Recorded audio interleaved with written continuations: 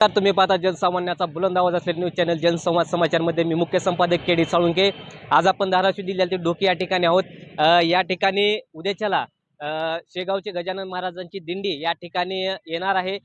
त्यानिमित्तानं या डोकी परिसरातील कारखान्याच्या भागामध्ये अतिशय व्यवस्थितरित्या नियोजन चालू आहे. झेंडे वगैरे लावलेले आहेत. या ठिकाणी जे नियोजन आहे केलेलं ते कशा पद्धतीनं करतायत काय नाही त्यांची आपण सविस्तर चर्चा करूया. नेमकं उद्याच्या दिंडीचं काय स्वरूप राहणार आहे, भक्तिमय वातावरणामध्ये जवळचे जे काही खेडोपाडी जे काही भाविक आहेत त्याही या ठिकाणी मोठ्या प्रमाणात गर्दी करत असतात.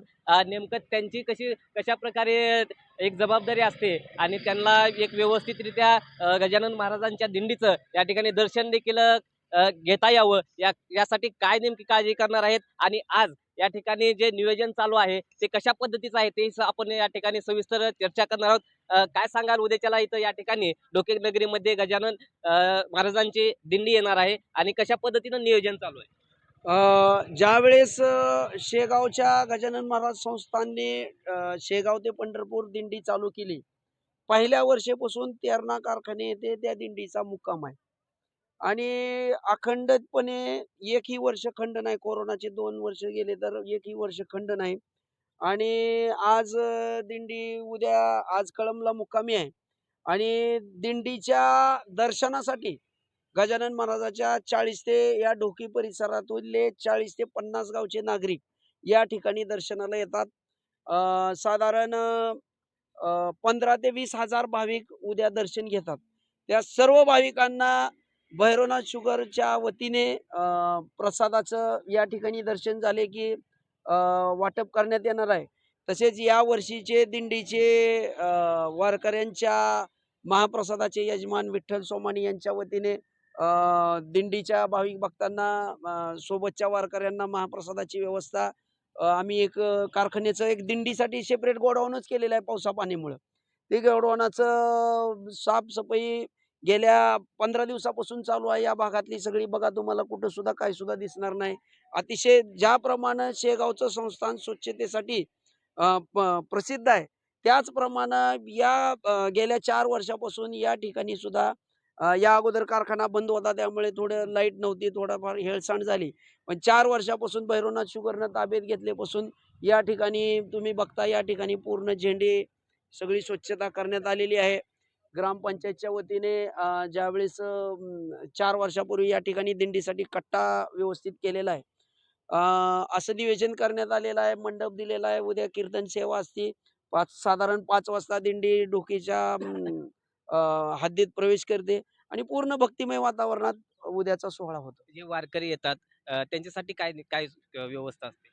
वारकरी येतात त्यांच्यासाठी इथं साधारण 7 वाजता आरती होती.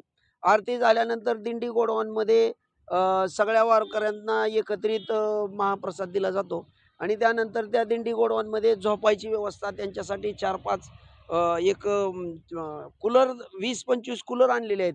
समजा गोडाऊन मोठा आहे हे होणे आणि त्यांच्यासाठी पाण्याची ठिकठिकाणी सकाळी इथून अंघोळ करून ते गुरुबा काकाच्या मंदिरात दर्शनाला जातात.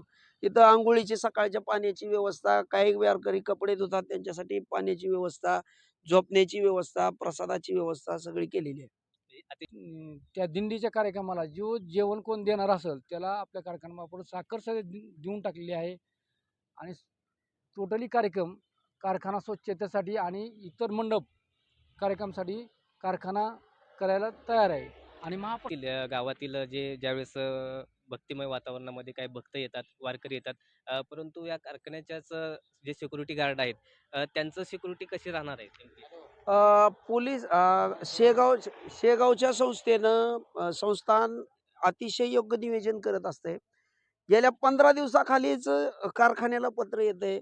ज्या भागात पोलीस स्टेशन समजा दिंडी ढोकीला आहे, तर ढोकी पोलीस स्टेशनला शेगावच्या संस्थांचं पत्र जातंय की आमची पालखीचा मुक्काम या दिवशी या ठिकाणी आहे. तरी काय असेल तर तो आपला बंदोबस्त लावावा. म्हणजे इतकं त्यांचं पारदर्शक नियोजन आहे. 15 दिवसापूर्वीच ढोकी पोलीस स्टेशनला पत्र आलेलं आहे की ढोकीला मुक्काम या दिवशी आहे.